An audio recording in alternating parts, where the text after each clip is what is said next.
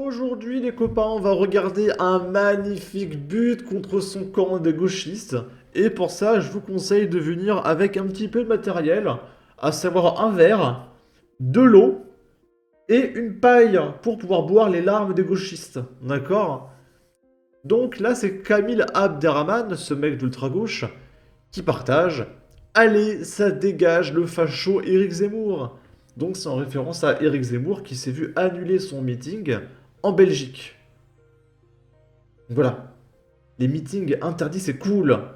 C'est trop bien, d'accord, allez, ça dégage.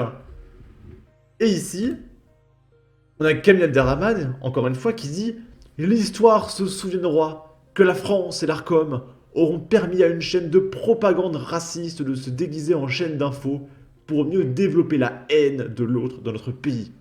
Et il parle évidemment de CNews.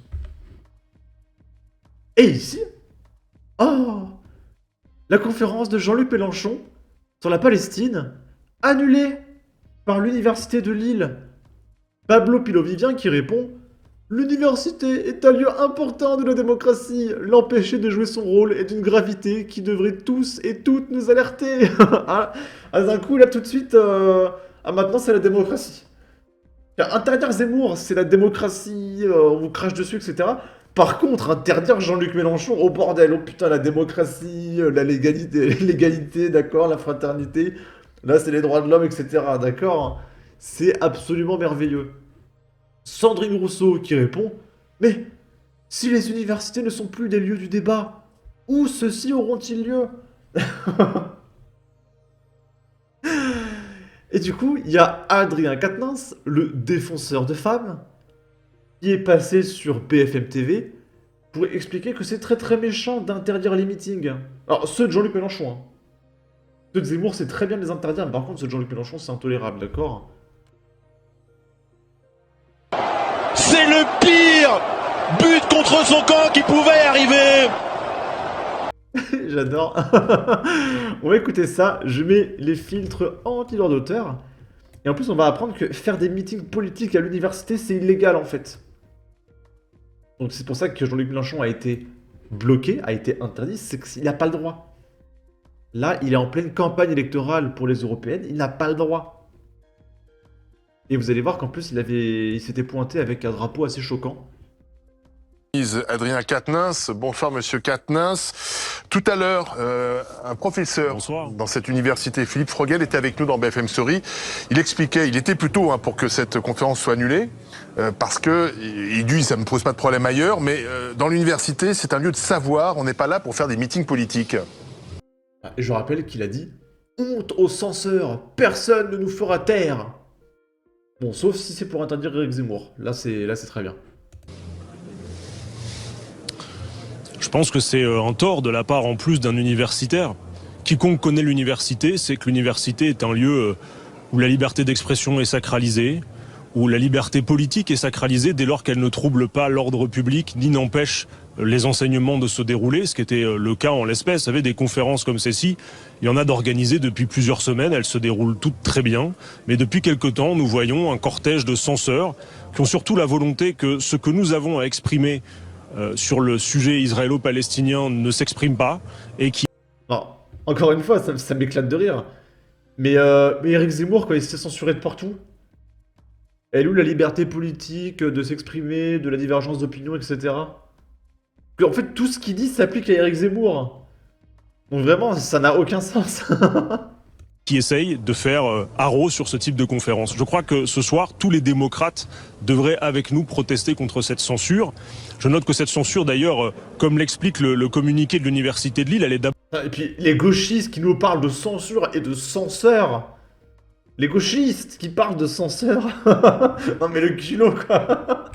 D'abord le fruit de pression politique. La première d'entre elles vient de la députée macroniste Violette Spilbout, embrayée derrière par Xavier Bertrand, par l'extrême droite. En fait, c'est l'axe que l'on connaît. Alors, Xavier Bertrand, c'est le parti de Valérie Pécresse. Donc Valérie Pécresse, c'est déjà l'extrême droite, d'accord. C'est déjà plus ou moins le troisième Reich, d'accord, Valérie Pécresse. À l'Assemblée nationale, vous savez, qui va de la Macronie jusqu'à... Et puis, Jordan Bardella, Marine Le Pen, c'est plus ou moins l'étoile noire de Star Wars, d'accord. qu'à l'extrême droite, qui s'est illustré à cet effet et qui a procédé à cette pression, à cette censure. Et je crois que cela est assez inquiétant et signe un climat délétère, et c'est la raison pour laquelle nous pensons que ces censeurs ne doivent pas avoir le dernier mot, et que si l'université, malheureusement, n'a pas pu résister à cette pression, eh bien, dans tous les cas, la conférence aura lieu, puisqu'elle doit avoir lieu, et il n'est pas question qu'en France, on vienne comme ça faire pression politique pour interdire des conférences. Et je crois que... Ah! Il n'est pas question qu'en France, on vienne comme ça faire pression politique pour interdire des conférences? Bah, Adrien Quatennens? Ça alors? Mais du coup, on va autoriser les meetings d'Éric Zemmour, hein, vu qu'il est inconcevable d'interdire et de faire pression politique. Que même celles et ceux, vous savez, qui ne partagent pas notre discours politique devraient être à notre côté pour protester contre cette censure. Oui, Pardon ? mais il y a deux choses. La première chose, c'est que c'est une conférence qui ressemblait plus à un meeting politique, puisque vous venez avec une candidate, Rima Hassan, aux élections européennes. Donc il y a une campagne. Et puis la deuxième chose, c'est le logo qui pose problème, semble-t-il. Le logo de l'association Libre Palestine, qui est sur l'affiche de cette conférence. Donc écoutez bien, le logo avec lequel Jean-Luc Mélenchon s'est pointé.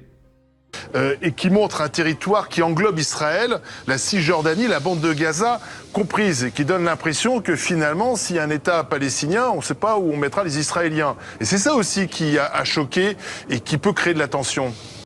Donc le drapeau, le logo de Jean-Luc Mélenchon, c'était un territoire palestinien qui englobe l'Israël et tous les autres pays autour. Tu vois, à l'échelle de l'Europe, c'est comme si on faisait une carte où à la place de la Russie, tu faisais Ukraine, tu vois. Ou alors c'est comme si les Russes, eux, faisaient une carte et à la place de l'Ukraine, ils mettaient Russie, tu vois. Est-ce que tu vois la violence du truc? Ils s'étonnent de se faire censurer, quoi. D'abord, Olivier Truchot, il y a deux choses dans votre question. D'abord, sur la première, s'agissant du fait de faire de la politique à l'université, jusqu'à preuve du contraire, non seulement ça n'est pas interdit, et je crois même que la politique, c'est pas quelque chose de sale, il faut pas en avoir peur. Non, faire de la politique, et y compris assumer de parler des élections à l'université, ça n'est pas interdit. Non, il ne s'agit pas d'un meeting. Alors écoutez, vous regarderez, puisque vous êtes bien informé, Olivier Truchot, vous verrez nombre de macronistes, de Hollandais, qui régulièrement font des conférences en période électorale, à Sciences Politiques, à l'université. Il y en a qui se tiennent même d'ailleurs ces semaines-ci. Mais en tout cas, ils soutiennent des listes, et ça va sans dire, vous le savez très bien. Donc faut arrêter l'hypocrisie. On a le droit de faire de la politique et de prôner un certain nombre d'idées, y compris à l'université, dès lors qu'on respecte le cadre qui est posé. Vous savez que l'université de Lille avait validé cette conférence, que l'association que vous mettez en cause a été agréée par l'université, par la préfecture. Alors après... Comme tout est prétexte à la polémique, j'entends la polémique sur le logo. Mais le logo, il ne s'agit absolument pas, et d'ailleurs... Oh, un gauchiste qui se plaint que, oh, tout est prétexte à polémique. Non mais vraiment, il n'y a pas plus culotté qu'un gauchiste, hein, vraiment. L'association l'a expliqué, il ne s'agit absolument pas de contester l'existence de l'État d'Israël. Cela est un argument qui ne sert qu'à celles et ceux qui veulent faire de la polémique. Il est ambigu quand même, ce logo. Et d'ailleurs, si on voulait de mauvaise foi... Non, il est ambigu pour ceux qui veulent laisser penser qu'il y aurait de l'ambiguïté. Regardez par exemple, Olivier Truchot, l'UEJF, vous connaissez l'Union des étudiants juifs de France. Ils ont exactement le même logo. Et vous n'allez pas jusqu'à dire qu'ils ne respectent pas le droit international et contestent l'idée d'une solution à deux États. On pourrait peut-être pourtant le dire, et vous ne le dites pas. Donc faut arrêter de de faire que tout soit prétexte à polémique. Vous savez, les positions de la France insoumise, Olivier Truchot, Olivier Truchot, les positions de la France insoumise et celles qui seront encore défendues ce soir à Roubaix et j'insiste, demain à Lille, sont des positions en faveur de la paix, en faveur du droit international, de la solution à deux États, et même quand certains se sont exprimés en disant qu'ils doutaient sur la possibilité d'une solution à deux États et qu'ils parlaient même d'avoir un État unique, ils parlaient de droit commun, de droit pour les personnes de confession juive comme les personnes musulmanes. Votre candidate Rima Hassan n'était pas pour les deux États, elle a changé d'avis, elle était pour un seul État où pourraient cohabiter Israéliens et Palestiniens, et maintenant elle est pour deux États, parce qu'elle est aussi votre candidate, et donc elle s'aligne sur votre programme. Restez avec nous, monsieur Quatennens. Olivier Truchot. Non mais attendez, écoutez, ce que vous dites là, ce ne sont pas des questions. Vous êtes journaliste, vous êtes un adversaire politique. Justement, je suis journaliste, je peux vous repasser si vous voulez ce qu'elle disait là-dessus. Mais il y a ses propos, ils ont été enregistrés, on peut vous les diffuser si vous voulez. Et elle a évolué, elle est maintenant pour deux États. Laissez-moi juste, Olivier Truchot, laissez-moi juste les contextualiser d'un mot, s'il vous plaît. Rima Hassan fait partie de ces gens qui sont favorables à la solution à deux États, mais comme beaucoup de gens qui vivent la situation sur place, qui connaissent depuis des années la colonisation, doutent de cette solution et ont exprimé le fait qu'à défaut d'avoir une solution à deux États que nous souhaitons, il faudrait en tout cas des droits communs. Vous savez aujourd'hui que sur le sol israélien, vous n'avez pas les mêmes droits selon que vous êtes de confession juive ou de confession musulmane. Voilà la réalité. Nous sommes le camp de la paix. Nous sommes le camp du droit et du droit international. Nous sommes le camp de la paix. Nous sommes l'humanisme. Nous sommes tellement les gentils. Est-ce que vous voyez les Jedi dans Star Wars? Est-ce que vous voyez les Hobbits dans Le Seigneur des Anneaux? Eh ben c'est nous, d'accord? Nous sommes des chevaliers. Et personne ne nous fera dire autre chose que ce que nous disons. Et je crois que vous-même, comme journaliste, comme conscience éveillée, vous devriez aujourd'hui sur votre plateau, j'aurai pas l'occasion de vous suivre, mais contester durement contre l'annulation de cette conférence. C'est une honte et ça signe une ère pré-fasciste qui est très inquiétante. Je demande à Violette Spielberg. C'est intéressant. Apparemment, faire de la censure de meetings politiques, c'est le fascisme. Donc du coup, ceux qui ont interdit le meeting de Zemmour, ce sont des fascistes.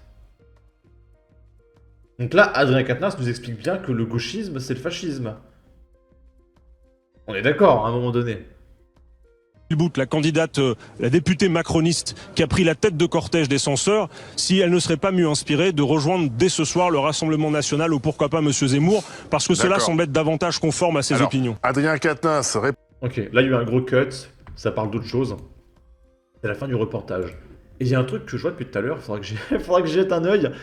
Sur Twitter, il y a un top tweet pour la culture avec un K. Je sais pas de quoi ça parle, mais je pense que ça va être merveilleux. Aucune censure, mais pas de propagande politique opposant les étudiants entre eux à l'université. Les positions discutables de Jean-Luc Mélenchon seront présentées par lui, mais ailleurs. Pas de victimisation indécente. L'île est gangrénée par l'islamo-gauchisme que vous représentez. Votre parti est le danger de notre pays. C'est le boulot des Sayanim. À voir la vidéo de Jacob Cohen sur Google.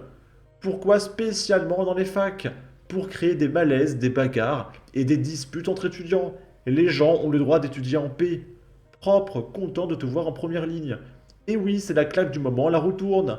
Truchot, c'est le mec qui se plaint de prendre une prune pour défaut de vignette d'assurance en laissant visible le numéro de l'agent qui a collé la prune, histoire de lui foutre la pression. Donc là, on a en effet Olivier Truchot de BFM TV, c'est le journaliste. Il diffamait un petit peu l'agent de police qui lui a collé une amende. En gros, lui, il défend Adrien Quatennens. Ok. Ce parti LFI est une honte pour la France. Si tu parles à la télé, c'est que t'es pas censuré, espèce de narvalo. Il n'y a pas de censure, c'est le lieu qui pose problème. Et si le Rassemblement National faisait pareil? Voilà, mais là c'est les fachos, donc ça compte pas. Ok. Bref, en tout cas, n'hésitez pas à donner votre avis, votre opinion, à partager, liker, commenter. Ça aidera au référencement de la vidéo sur YouTube. Abonnez-vous, suivez-moi sur Twitter et à la prochaine pour de futures vidéos. Ciao. Petit aparté, du coup, je suis allé voir le Pour la Culture. En fait, c'est pas une blague, c'est vraiment la culture avec un K, il n'y a aucune vanne. C'est pour avoir une place pour le concert de Jul. Et du coup, pour participer au concert de Jul, il faut candidater en écrivant Pour la Culture avec un K. Donc il y a zéro vanne. La culture avec un K. Pour aller voir Jul. C'est incroyable. En fait, c'est une vanne, mais c'est la réalité, c'est incroyable. Bon bref, allez, ciao.